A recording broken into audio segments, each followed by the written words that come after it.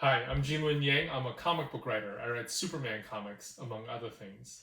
Let's work on our Fortress of Solitude journal some more. One of the coolest things that Superman has in his Fortress of Solitude is a little city, a miniature city inside of a bottle. This city is called Kandor. It's from Krypton, so it's from his home planet. And he also has this shrink ray, so Superman can visit the bottle city of Kandor anytime he wants. This is actually what I want us to write about today. So here is our writing prompt. Suppose you have a miniature city in a bottle in your room. You could visit anytime you wanted. What city would you have in your bottle? What sort of adventures would you have there? This city could be real or imaginary. You are not bound by what you can find in the real world. I'm going to take some time to write about this in my own journal, and then I'll come back and share with you what I wrote.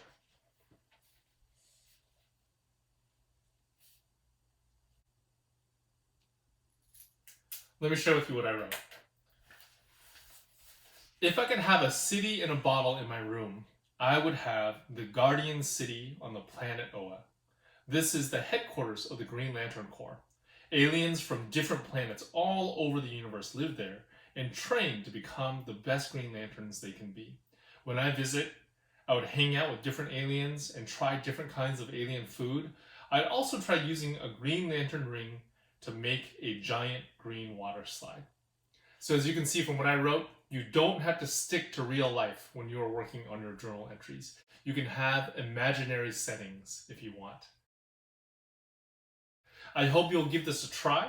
Write about your favorite imaginary setting, imaginary city, imaginary planet in your journal, and I'll see you next time.